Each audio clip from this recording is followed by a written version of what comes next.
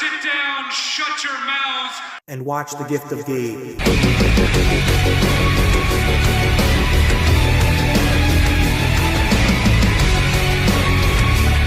Yo, party peeps, what is up? It's your boy, the best gabber in the biz. What an absolutely dope dynamite that we just had tonight. I mean, awesome title change, a freaking peak moment to kick off the show. Freaking peak emotional moments from Hangman once again. I mean, my God, guys, there's so much that I can't even start talking about it, but I do know what I can do. I can start gabbing about it. So let's get into doing just that. Let's kick off with that. Let's kick off with what we kicked off here with on Dynamite. I mean, my God, that promo between OSPREAY and Omega, like really getting into like all the history they've been through together, and then that brawl with the whole Don Callis family, and then the freaking dive and the moonsaults from both Kenny and OSPREAY off the rafters. Oh my God, dude, crazy. Then that shot with those two staring down the Don Callis family. Whoo, dude, freaking peak right there. And we have got the match that we have been wanting. It will be Omega and OSPREAY teaming up at Grand Slam Australia against Fletcher and Takeshita, dude. That is a early match of the year contender. That match is going to be sick. Oh, dude, if that wasn't going to be on TV, I'd be like, I mean, screw it. I'd still be like, give it like 25 minutes. Because, oh my God, that is going to cook. And I've said this before, because like even OSPREAY was like, I want to get back to the World Championship picture, but I got to deal with this Don Callis family stuff. Once these two are ready to go for the world title, post Grand Slam Australia, I got to be honest. If the pivot is going to happen, it's going to happen there, because I can't see either one just losing to Moxley, just because both are just on such a high level right now. And if that wasn't enough of a great way to kick off the show, we got Battle Cry back already. I saw someone be like, hey, maybe they saved that for pay-per-views, but hey, it was cool to have Battle Cry back. The other song is good, but it's no Battle Cry. But whoo, buddy boy, this freaking segment, moment, peak AEW, and it's why at the end of the day, at its core, AEW will always be great, because shit like this is just on another level, bro. Guys, pop the champagne. Put on your best suit. We're going out to celebrate. Guess what? We just crowned new tag team champions in Bobby Lashley, Shelton Benjamin, the Hurt Syndicate. And how'd they do it? How did they win the championships? How did they look like $1 million showing up to AEW by doing one thing? And that is the simple mantra of, we hurt people.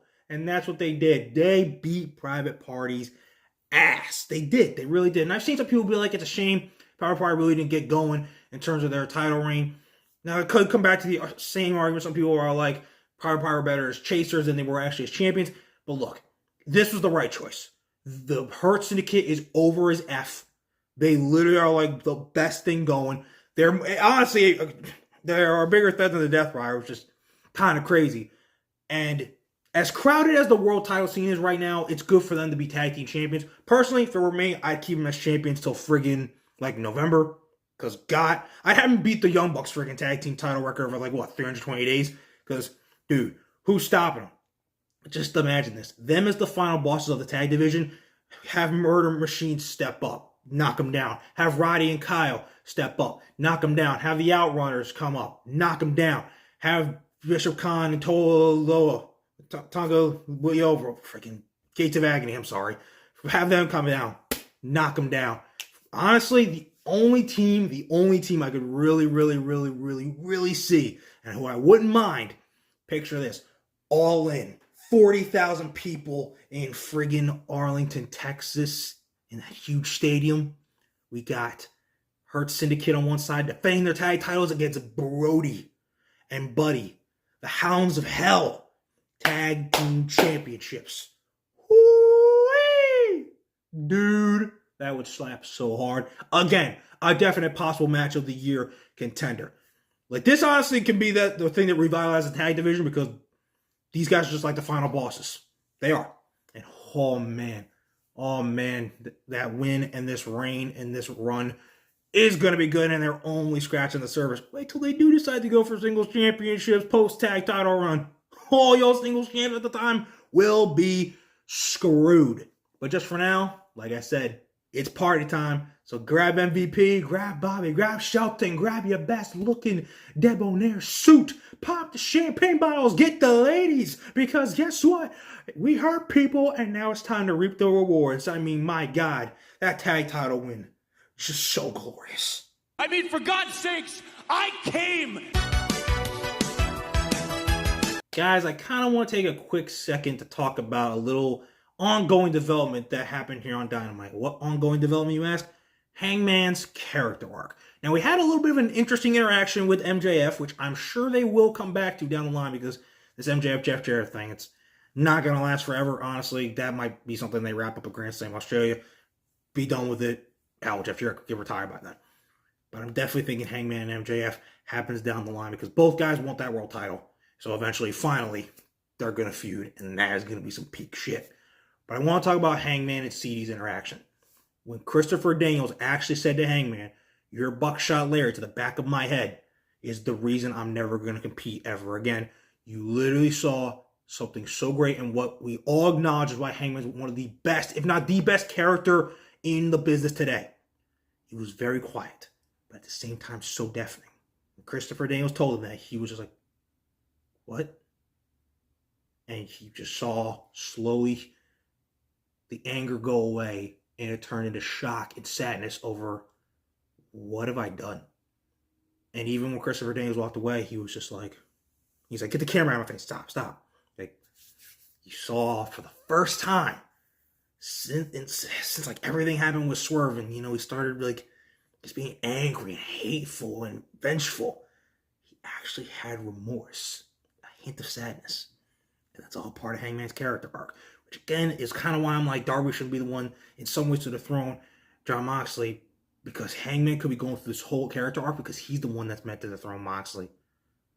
Because at the end of the day, I think he's gonna end up turning him more into like a next evolution of himself, where he's able to do some things different than he used to, but he's gonna remember who he really is inside. Almost he's gonna be like a babyface that just takes no bullshit.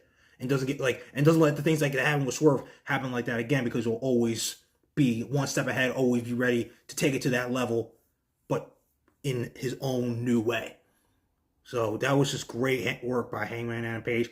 Once again, I definitely do think that MJF feud is going to happen, and I definitely do think by this time next year, Hangman is either already world champion or is about to win it, because dude's just having a great friggin' run. He has been since like the damn match with Swerve, and it is a goddamn time he gets that world championship back someday. So, Hangman, whatever you're doing right now, pour out a pint for him, because goddamn, dude, that was a very, very great emotional moment from him to show the growth in his character.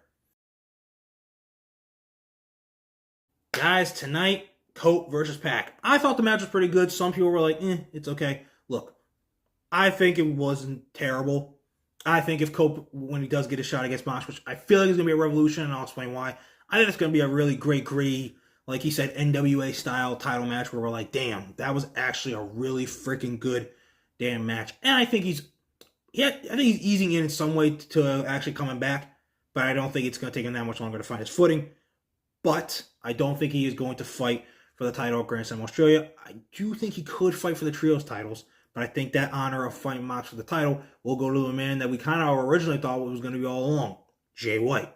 Came out to try and freaking help Cope because, well, friggin' FTR got tagged and bagged in the friggin' back, and, an old man got concertoed and killed. So I was like, dude, someone's got to help him. So it looks like Jay White will end up fighting Moxley for the AEW World Championship in just a few weeks at Grand Slam Australia. Again, fittingly so. Obviously, he'll end up losing. Unless they finish shock the hell out of us, guys. Pivot. Jay White, guns up, new AEW World Champion. Will be crazy, right? But I don't think that's going to happen. But I am looking forward to the match. And it is a very well-deserved opportunity for Jay White, especially there in Australia, for him to have that moment. So I am looking forward to that. And, I know some people are still kind of a little bit on it, but maybe if they actually start killing people a lot every week, maybe even some more like that we actually like care about, especially like, you know, maybe like a Jay White or a Cope down the line, then maybe they can actually save this Death Rider storyline. Though I definitely don't think they should wait for Darby to come back for them to dethrone Moxley, because again, Ospreay and Omega are going to get involved in the story. It's going to be hard not to belt either one of them up. And it's going to be hard not to belt Hangman up when he kind of gets back into the story one-on-one too. I don't know. Cope, what are we going to do?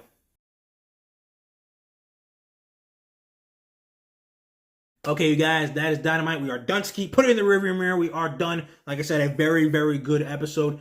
Can't wait for Grand Slam Australia. I can't wait for Revolution. And I damn sure can't wait for Dynasty, because that just got announced to be in Philadelphia on April 6th.